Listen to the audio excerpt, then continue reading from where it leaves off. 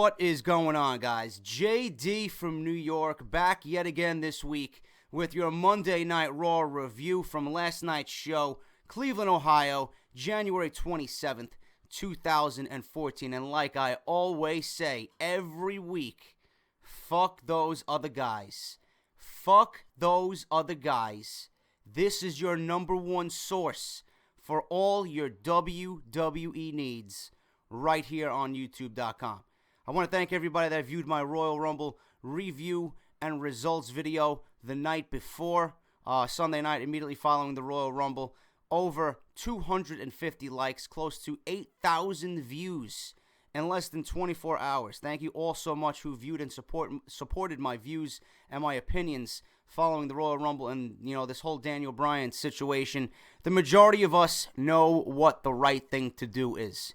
Those who do not believe Daniel Bryan was screwed, Daniel Bryan was disrespected, the whole environment of the WWE, if you don't think that the story writing and the storytelling was just completely wrong following the Royal Rumble, if you guys think Batista deserves the Royal Rumble, you really should check yourselves into a mental institution. I'm being completely honest with you.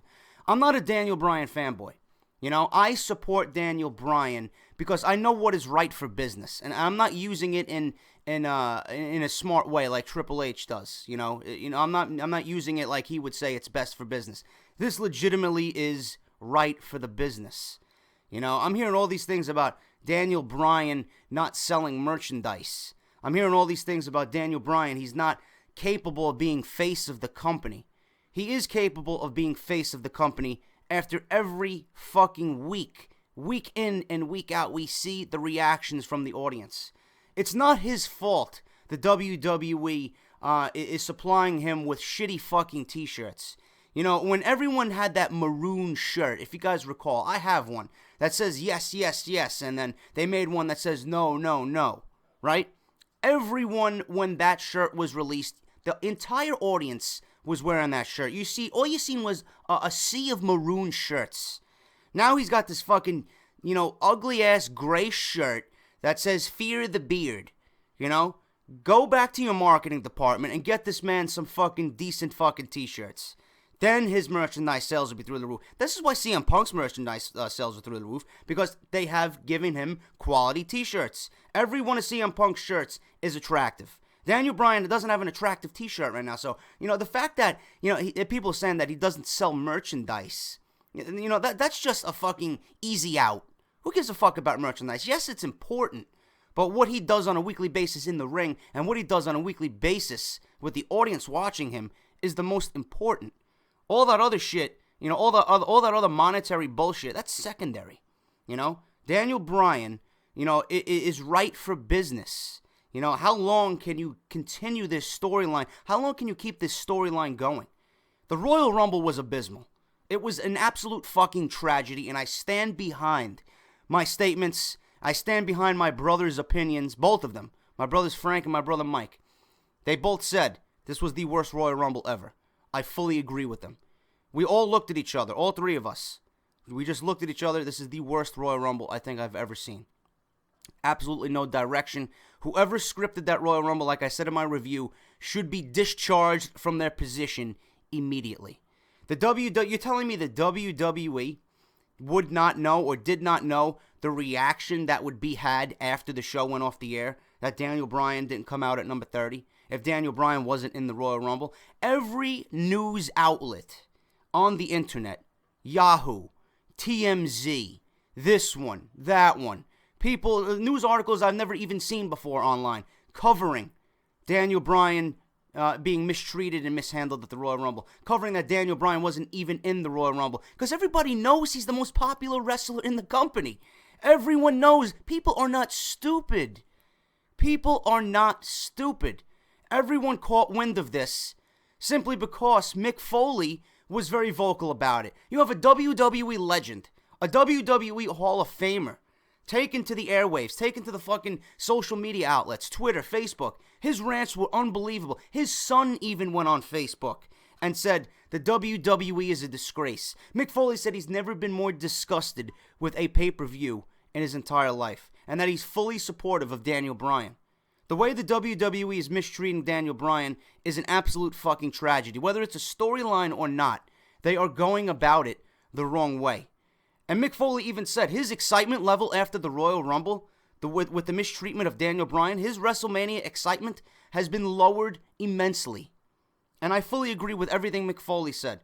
If I can find links to what he said, I'll post it down in the description. I want you guys to read what he said. His Facebook rant was fucking great. His son went off on Triple H. Went off. Saying that Mick Foley, his father, made Triple H into the cerebral assassin that they call him now. You know? Triple H doesn't know talent if it smacked him in the face. You know? And I fully agree with everything his son, I agree with everything Mick Foley said. And what did the WWE do last night? They tried to do damage control. They didn't anticipate the backlash that was going to be awaiting them with the mistreatment of Daniel Bryan. They just did not, and I don't understand how they didn't realize this was going to happen.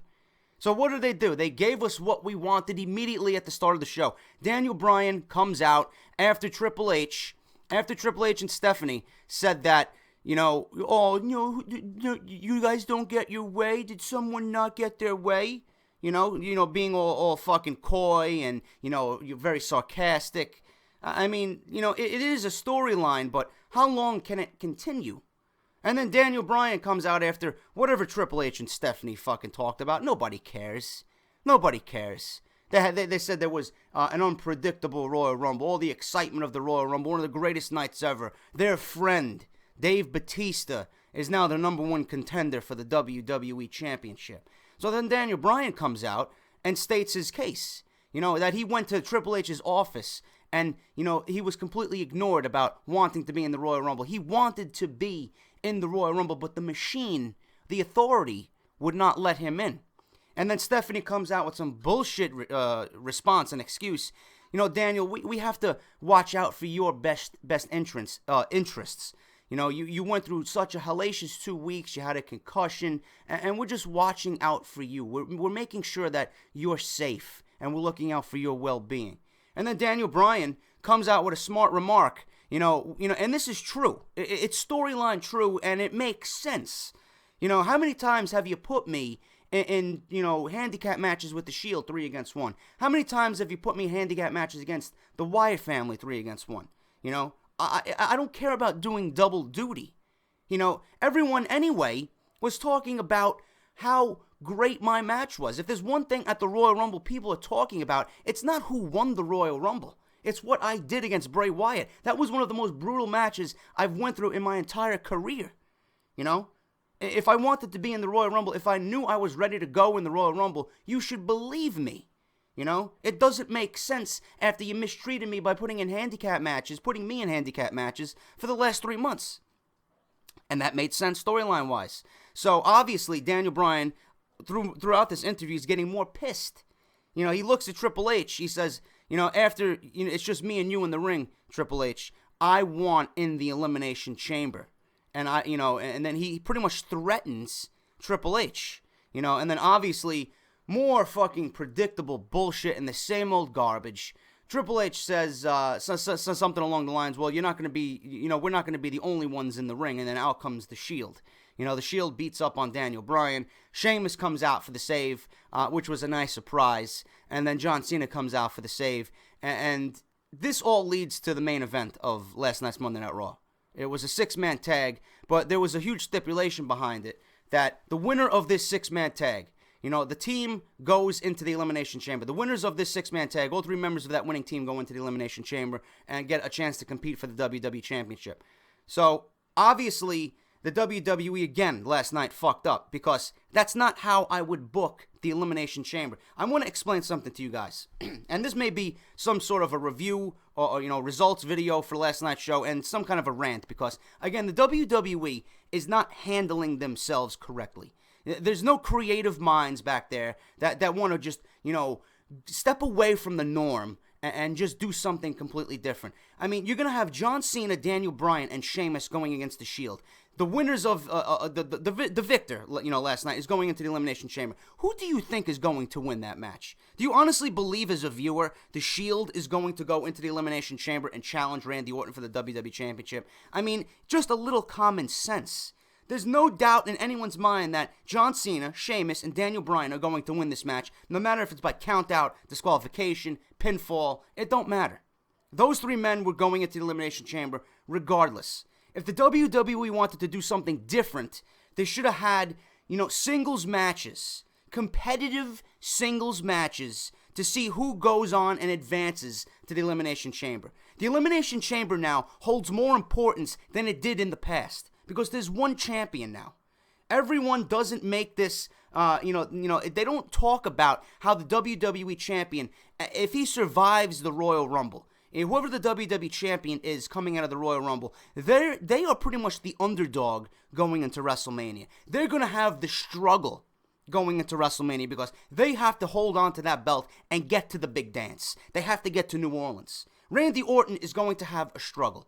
Okay, nobody makes mention of this, and I'm surprised at it, because it's staring them right in the face. The WWE Champion has to withstand his opponent at the Royal Rumble, go into the Elimination Chamber now and defend his title, and then go on to WrestleMania. Meanwhile, the challenger is sitting pretty. He's got a free ticket to main event WrestleMania. But nobody makes mention of that. So, if the WWE Champion has to struggle, everyone else that's going to be in that chamber has to struggle as well. You should have competitive singles matches. You have 4 weeks before the Elimination Chamber. You have 2 shows per week. You have Raw and SmackDown. You're telling me you can't do 2 matches per show to just build up anticipation on who gets into the chamber, make it a little bit more exciting? John Cena should have to fight his way into the Elimination Chamber. Sheamus should have to fight his way into the Elimination Chamber. Daniel Bryan should have to fight his way into the Elimination Chamber. Not get a free ride because they won a tag team match. That just doesn't seem creative to me. That reeks of laziness. And that's one thing I had a problem with last night. I just didn't like the way that was all orchestrated. I don't like the way that was planned. So that's where WWE fucked up. And the whole Daniel Bryan, Triple H, Authority, machine angle, whatever they got going on, I still don't believe that the WWE is this blind to what's going on. They didn't anticipate this backlash. And last night, they gave us what we wanted right out of the gate with Daniel Bryan and him stating his case and the crowd getting behind him.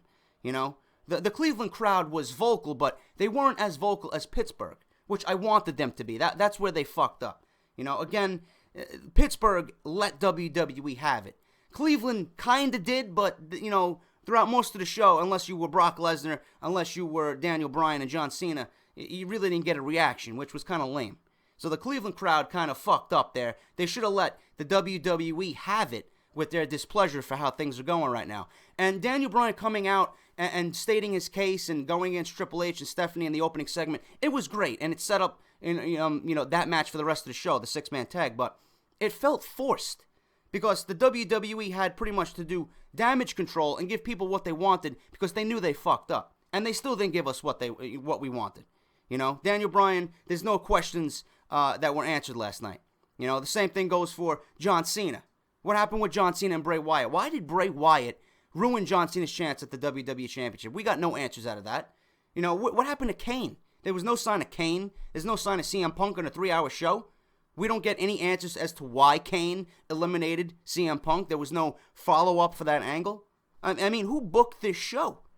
And then I read on the dirt sheets and I read on the internet that there was massive rewrites for this show. Literally 3 hours before the show went on the air. So the WWE knew that they fucked up, and Vince ordered everyone to rewrite this show. Not because of what happened with Daniel Bryan, but in spite of it. That's what the report said. In spite of what happened. That's why there were rewrites. Vince is not going to own up to the fact that he fucked up.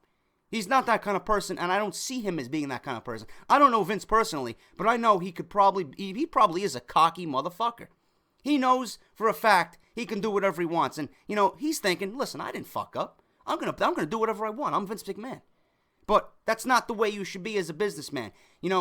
People watch your show because they're fans. You should please the fans. That should be your number one thing. If you're not pleasing the audience, you're not doing the right thing. Business-wise. That's just the way I am. That's the way I see it. I don't know how you guys see it, but that's the way I see it. And as far as Brock Lesnar, I got to touch on Brock Lesnar. I even posted on Twitter last night, if Brock Lesnar becomes the WWE champion on Monday Night Raw, I may mark the fuck out. And I really thought the WWE had rewritten the entire fucking WrestleMania scenario. I mean, Brock Lesnar comes out because Batista and Randy Orton get into a face-to-face confrontation. Batista, again, states why he's there. He's there for the WWE Championship. He's there to win the Royal Rumble. And he's there to headline WrestleMania. One of those three are already accomplished. He won the Royal Rumble. Undeservingly, I should say, again. So, Batista's there. Randy Orton, gets into a face-to-face confrontation with him. And then out comes Brock Lesnar. Now, if you guys were paying attention, and I seen this by Justin LaBar as well, and he made a valid point on Twitter. The Authority was calling Batista their friend in the Daniel Bryan segment in the beginning of the show. Batista comes out and tells Randy Orton he doesn't give a fuck what the Authority says. He doesn't give a shit if he's got to go through Randy Orton. He doesn't give a fuck if he's got to go through John Cena. And he mentioned and name-dropped Daniel Bryan. I don't give a fuck if Daniel Bryan is a WWE champion. I'm going to be the WWE champion whether anyone likes it or not. And I don't care what the Authority has to say. So at the 8 o'clock hour, he was a heel. At the 9 o'clock hour, he was a face. So which one is he, WWE?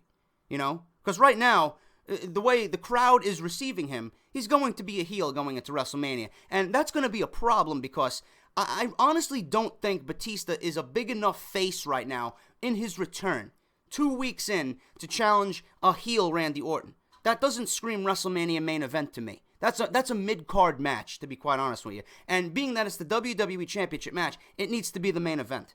But Randy Orton versus Batista is not a main event. And I hope to God that the WWE sees this. That is not a WrestleMania 30. Never mind WrestleMania, a WrestleMania 30. 30-year anniversary of WrestleMania. You're going to call that your main event? Come on, man. Rewrite the entire scenario. Now, people are saying that the WWE has rewritten the script out of desperation because they need to change up what happened after the Royal Rumble. I'm hearing rumors of Sting being incredibly close to signing to the WWE. I'm hearing that Sting may be coming in to induct the Ultimate Warrior. I'm hearing Sting possibly may be coming in to fight The Undertaker. And that's going to change the whole landscape because Brock Lesnar is supposed to be fighting The Undertaker. Brock Lesnar now may be inserted into the WWE Championship picture. And this is what I see happening. Brock Lesnar pretty much declared himself the number one contender. Brock Lesnar wanted a WWE Championship match last night against either Randy Orton or he wanted a match against Batista. One or the other.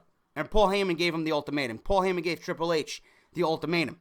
Now, I thought it was going to happen. I would have loved to have it happen last night. It would have put a Band-Aid, simply a Band-Aid, on what happened following the Royal Rumble. It would have pleased the fans and it would have stopped the bleeding. But the bleeding's not going to be over, following that whole Daniel Bryan situation. It would have put a Band-Aid on the bleeding. Brock Lesnar as champion would have been massive. It would have been huge. But with the WWE logic, they didn't give us the championship match last night. They didn't give us a match against Batista. So Brock Lesnar, storyline-wise, comes out during the tag team championship match with the Outlaws and the Rhodes Brothers and pretty much, interrupts that match. F5's the fuck out of Cody Rhodes. F5's the fuck out of Goldust. Breaks a steel chair over Goldust's back. Just annihilates Cody Rhodes with a steel chair. And he looks like a fucking monster. He looks like a deranged lunatic, Brock Lesnar. And this is how you're supposed to book him. Now, I don't know if he's going to continue moving on to WrestleMania in light of an Undertaker match. I don't know. But if the WWE has rewritten their whole scenario for WrestleMania, and especially following Monday Night Raw, we have 4 participants in the Elimination Chamber. We got Randy Orton, Sheamus, Daniel Bryan, and John Cena. Who do you think, logically, is going to be the other 2? It's going to be Bray Wyatt, because he's going to be going after John Cena. And I honestly believe Brock Lesnar is going to be in the Elimination Chamber. And if Brock Lesnar is in the Elimination Chamber, there is no fucking way anyone in the Elimination Chamber, out of Sheamus, Daniel Bryan, Bray Wyatt, John Cena, and Randy Orton, are going to stop Brock Lesnar. There's just absolutely no way. If Brock Lesnar is in the Elimination Chamber, I honestly believe Brock Lesnar will be your new WWE champion going into WrestleMania, and we're going to get Brock Lesnar versus Batista for the WWE Championship, which right now is the way to go. In my honest opinion, serves as a complete different way to do things, and actually serves as a better main event than Randy Orton as WWE champion going against Batista. Then from there, you got the whole WrestleMania landscape changed. John Cena probably is going to go against Bray Wyatt. You're probably going to have Daniel Bryan going against either The Undertaker or Sheamus as rumored. Or maybe Sting is coming in. I don't know. But the WWE really needs to fucking change direction here. The winds of change need to come. And Brock Lesnar, it all starts with Brock Lesnar. Now, the main thing right now is what Daniel Bryan is going to do, how they're going to handle Daniel Bryan from here on out, and Brock Lesnar. Is Brock Lesnar being set up to be the new WWE champion going into WrestleMania? I think this would be the best solution right now and serve as a Band-Aid for what happened at the Royal Rumble. Randy Orton right now as WWE champion is not going to get it done for WrestleMania. I'm being completely honest with you. I'm just being honest with you. Brock Lesnar needs to be... If Brock Lesnar won the WWE Championship last night, if they gave us the match that we had wanted and that they teased, it would have been a complete fucking... The roof would have fucking collapsed on that building. Everyone would have fucking went crazy. Because they know Batista's not back for the WWE Champion. He's there for money. People are not stupid. You know, this is why they're booing him. Batista comes in for 2 weeks and has been handed the keys to the kingdom. Meanwhile, Daniel Bryan has been fucking suffering for 6 months now, and they're mistreating him like a piece of garbage. So, Brock Lesnar and Daniel Bryan are the two guys everyone should be looking out for. I fully expect Brock Lesnar and Bray Wyatt to be the last two guys in that chamber. And if it's the case, like I said, Brock Lesnar is going to be the new WWE champion. There's no way anyone in that chamber is going to beat Brock Lesnar. Absolutely not. Because if that's the case, what you're doing with Brock Lesnar now is a complete waste. A complete waste. He destroyed the Big Show. He's destroying everybody on the roster until he gets what he wants. You're telling me he's going to go into Elimination Chamber and can't beat any of those 5 guys? He's the baddest man on the planet. He's a fucking former MMA champion, UFC champion. You're telling me Brock Lesnar can't handle those 5 guys? Put Brock Lesnar in a back alley with any one of those 5 guys. You know what's going to happen? Skulls are going to be fucking rolling around on the ground. That's just the way it is, and that's how they're supposed to be booking Brock Lesnar. If they go a different route, if they have him lose, everything regarding Brock Lesnar at WrestleMania is a complete fucking waste. That's just the way I see it. That's what I hope happens now, just to serve as a Band-Aid. And WWE needs to fucking do some massive rethinking as far as WrestleMania goes. Last night's show, it was decent to watch. You know, there was more questions now than answers. What happened to Kane? What happened to Punk? Why is Bray Wyatt attacking John Cena? What's next for Daniel Bryan? What are they going to do with Brock Lesnar until Brock Lesnar gets what he wants? How is Triple H going to handle this situation? So there's some cliffhangers there, but, you know, for some of those, I want answers. You know, I don't want to have to wait weeks and weeks to find out, you know, what happened to Kane and what happened to Punk. Why is Bray Wyatt doing what he's doing? Why does Bray Wyatt want John Cena? You know, they could have at least gave us some insight to what's going on. There was absolutely nothing. And it all revolved around Daniel Bryan and Brock Lesnar. So, we'll have to find out what happens on Monday Night Raw next week. But if you guys enjoyed my review, and if you guys enjoyed my thoughts, let me know what you think down below. Obviously, if you guys missed my Royal Rumble review and my news and rumors for last week, both links will be down in the description below. Please go check those out. And I'll be back, like always, guys, on Saturday morning with your news and rumors. It's going to be an interesting week. I got to follow this Sting situation because everyone's saying Sting is coming in to induct the Ultimate Warrior. So, I don't know what's going on with that, but if Sting is signed, we may be in for a decent WrestleMania season. I don't know. But hopefully he's there. Hopefully he'll show face sometime between now and April. But this is what I'm hearing. But we'll find out more this week. I'll talk to you guys later. Take care. And I'll talk to you soon.